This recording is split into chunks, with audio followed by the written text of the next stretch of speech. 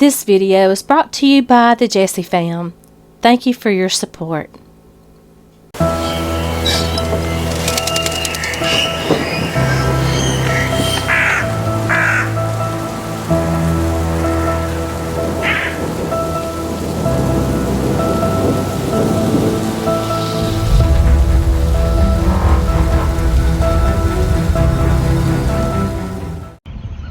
What's up, guys? Your girl Jessie here, and I'm here with my dad at the National Cemetery in Chattanooga. Now, Dad has friends buried up here. Miko and Papa could have been buried up here, but Miko wanted to be buried in Alabama with her little brother, as y'all seen in a previous video. But Daddy will be buried out here when that time comes, which I hope is years and years away. But he wants to show us some things here, so let's check this place out, guys.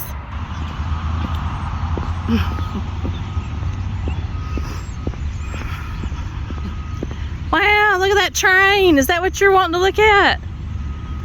That is so cool.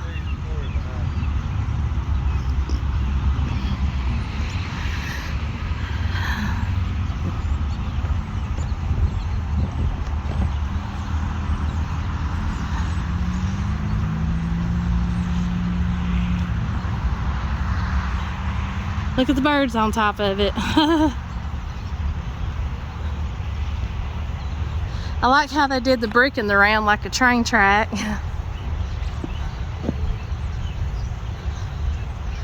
Ohio tribute to the Andrews Raiders, 1862, erected 1890. Yeah, I think I saw something about it on Mysteries at the Museum. Well, that train was called the General. Yeah.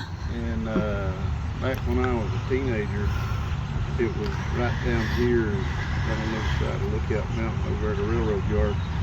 And there was a big court battle to see who would get it between Georgia and Tennessee, and Georgia won.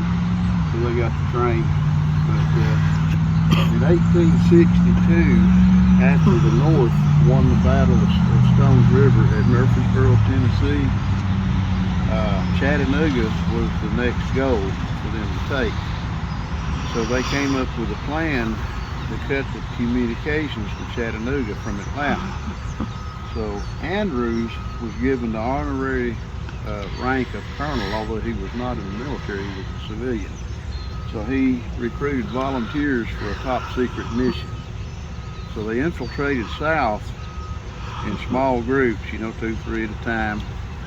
And their cover story was that they were going to join the Confederate Army in Atlanta. But then they got on, when they all got united down there, they got on a northbound train. And at Big Shanty Station, when they stopped for breakfast, they commandeered the train. They cut it loose. All they had was the train and the coal car, and they cut the rest of the train loose. And they took off running north with it. Well, the conductor of the train was a guy named Fuller. And he immediately knew that, he said, those Yankee spies had stolen my train. So he started chasing them on foot along with his coal man. They got shoveling coal for him. Well, they eventually found a little pump car on the side of the track, threw it on the track, and they started chasing them with it. Well, Andrews, first thing he did was they stopped and they cut the telegraph line so they couldn't wire ahead. Well, along the way, he stopped and set fire to bridges. Every bridge he came to, he would set fire to it, but it had been raining, and the fires didn't catch very well. So when Fuller come up behind him, he'd put the fire out. So at one point, Andrew saw smoke behind them, and he knew they were being chased. And what happened was Fuller came to another station they had passed, and there was another identical twin sister to the General. It was another engine called the Texas, and it was pointed south. They didn't have time to turn it around, so they jumped in it, put it in reverse, and they started chasing them backwards. So it was called a Great Locomotive Chase. So when Fuller saw the smoke behind them, he stopped in a curve and they pulled the rail out of the track and trying to derail the pursuit. Well, when the Texas got to that rail, they saw the rail was missing, but they were going too fast to stop. Well, they hit it, they hit the bedrock, and the railroad bounced in the air and by a miracle landed on the rail on the other side and kept going. So by this time, Andrews had gotten to the point where they couldn't stop to take on water or fuel, and they were running out of time. They couldn't even cut the telegraph wire, so Fuller stopped, telegraphed ahead. But when they got to Ringo, Georgia, the Confederates had been warned about this stolen train, so the cavalry was waiting for them. So they chased them and shot at them, and they kept going. And I don't know, maybe a mile and a half north of Ringo, they ran out of steam, and everybody jumped off the train and ran. Well, within a week or two, they were all captured, taken to jail in Chattanooga, and they were going to hang them as spies because they weren't uniformed. So there was a jailbreak, and Andrews himself was free, but he refused to leave the rest of his men, so he was recaptured. Well, some of them got back to Union lines. The rest of them that didn't get out of jail, they hanged some of them, and in others they traded for Confederate prisoners. Well, when the survivors got back to Washington, they were given a new medal, and it was the first time in history that this medal was given, and it was called the Medal of Honor. And those people who died in that raid are buried behind this monument here. Really? Yeah. Come back here and show you. Wow. Yeah. So these are all the guys that... There's Andrews, civilian, and these were the ones who were hanged as spies. And, but they got the Medal of Honor post-mortem? All of them, the live ones and the dead ones. It was the first time in history the Medal of Honor was given. Wow. Now, the Medal of Honor, it was about the only medal the United States had at that time, and it was badly misused. At one point on the march to the Battle of Gettysburg, there was a unit that their enlistment was up, and I think these guys actually were trying to defend Washington when this happened, but they were all going to go. So they offered to give all of them the Medal of Honor. And it was like 800 men that they gave the Medal of Honor to, just to keep them in the Army during this battle. Oh my God. So later on, over 900 people were stricken from the Medal of Honor roll because it was not given for something above and beyond the call of duty. It was the restrictions to the medal were later greatly, they tightened up what you had to get it, and so very few these days get the Medal of Honor because it's so strict. Yeah. You have to, and most people nowadays that get it, it's awarded after they die because what they did was so hazardous that they didn't survive. Yeah. Wow. But that's the story of the Medal of Honor. This place is beautiful. And I see they got some regular looking graves on top of the white stones. Look at those birds going. Up there on the hill, there's some interesting graves you might want to see. Yeah. And I'll take you to a friend of mine down here. Sure. Look at that. So that's Dad's story about the Andrews Raiders. Yeah. This Great is locomotive chase. Great locomotive chase.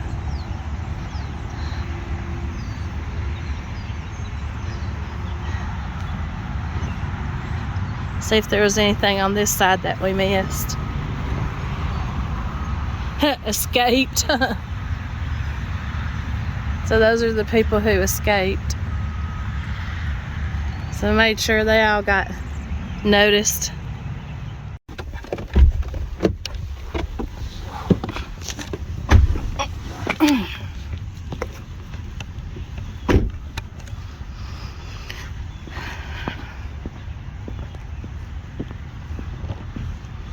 United States colored troops. When President Lincoln issued the Emancipation Proclamation, he planted the seed of a new birth of freedom. As the Civil War persisted and recruits were needed, the War Department issued General Orders number 143 May 22nd, 1863, to allow African Americans to serve in the Union Army. Nearly 200,000 black men enlisted to protect their freedom and defy the inhumane practice of slavery. The Army's Department of the Cumberland issued general orders on December 25th, 1863, establishing Chattanooga National Cemetery. Among other roles, black troops were responsible for locating Union dead in the vicinity of the city and reburying them here. More than 880 U.S. colored troops are buried at Chattanooga National Cemetery, a solemn landscape created in large measure through their labor and sacrifice. The others put that monument here in 2021. They just put that there this year. He ain't even beside me. Military Officers of America, Magnolia Chapter, Gold Star Wives of American Military Widows, North Georgia, North Alabama, and South Tennessee. Navy Seabees.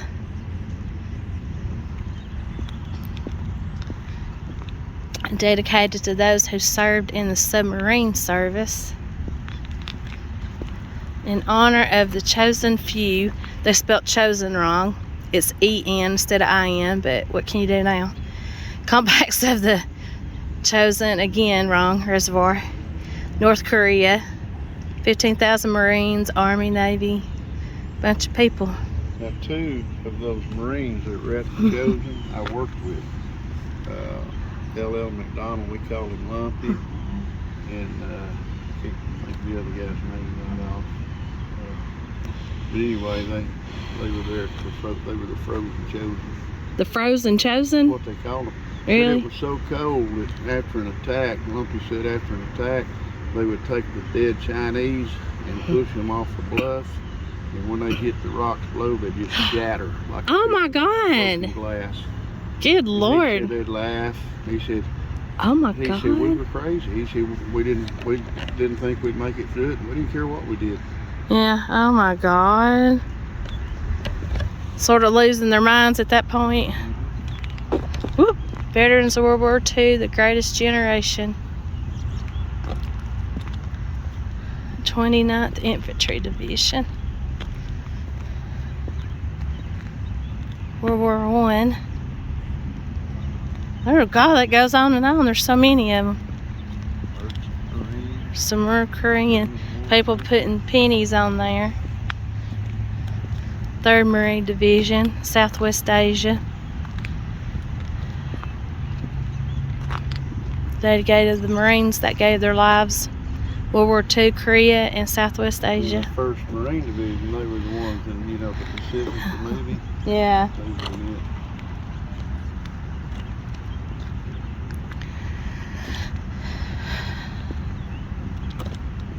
The 84th Infantry.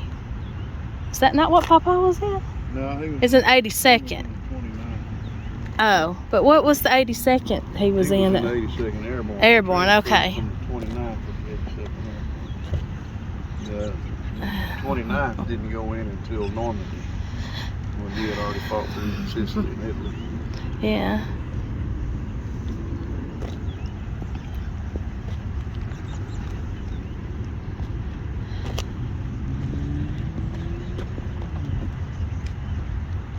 The Legionnaires.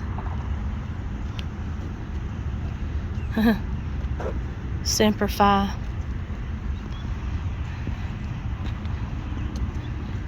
Vietnam veterans. Disabled American veterans. They even made a little map on that one. The day that will live in infamy. Airborne Memorial. Placed in tribute to the bravery and sacrifice of American paratroops and glider troops of the United States Airborne. May they rest in peace. Sergeant Alvin York, chapter of the 82nd Airborne Division Association, has members from every war or conflict since World War II, Korea, Dominican Republic, Vietnam, Grenada, Panama, and the Persian Gulf. America's Guard of Honor. So that one's for Pawpaw. Yeah, for sure. The 82nd was an infantry division in World War I, and it was disbanded.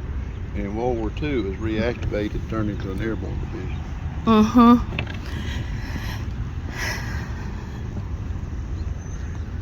The Missing of Vietnam. Dedicated to Ernie Powell, 1945 Military Order of the Purple Heart. To all those awarded the Purple Heart Medal. Now, do your people know who Ernie Powell was? Probably not. Ernie Powell wrote magazine articles. I think it was weekly that he wrote, and Mother read them all the time. And he loved the infantry, and that was the ones that he loved was the infantry. And when Dad jumped in Sicily, he was missing in action for a week. And when he came back, when he finally hooked up with some tanks he saw running down the road, and they told him where the assembly point was. Well, when he got there, this guy came running down the hill and interviewed him, and it was Ernie Powell. Yeah, I remember that story. He asked him, what kind of battle he'd seen, and he said he just brushed him away. He said, I didn't care what they put in the paper. I just want to see how my buddies had made it, how many of them had lived. So he met Ernie Powell, but gave him the cold shoulder. He gave him the cold shoulder. He just wanted to get with his buddies. But Ernie Powell was killed at the end of the war in the Pacific. Shh. Ernie Powell, the famous man that Pawpaw ghosted. Oh my goodness. I remember reading about that in your book.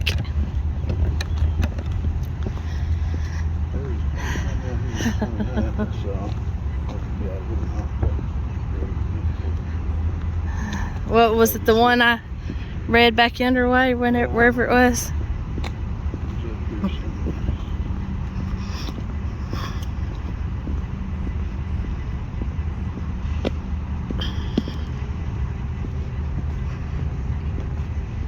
Hmm. 50th anniversary of VE Day, 84th Infantry Division, rail splitters.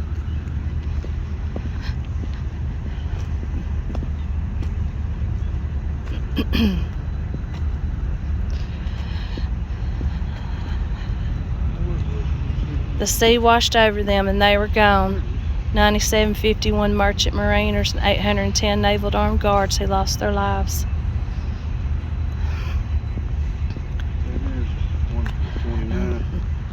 That's the outfit Dad was in before he... Yeah, spearheaded the assault on Omaha Beach in northern France on D-Day, June 6, 1944, which ultimately led to the surrender of all German forces in Europe. See, Dad was in that division, transferred to the airborne, and he'd been through 9 months of battle before his old division ever even got there. Yeah. Huh.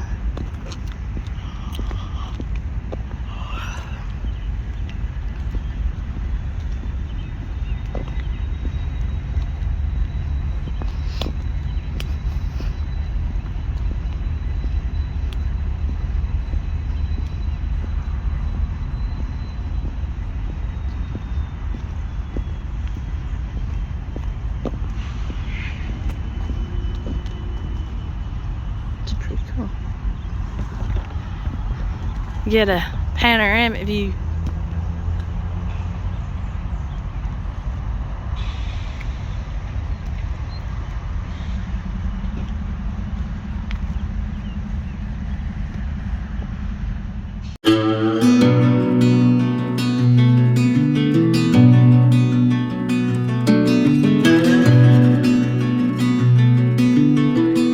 So many days is yet to come. Many times has come to pass. Too many moments put aside, getting out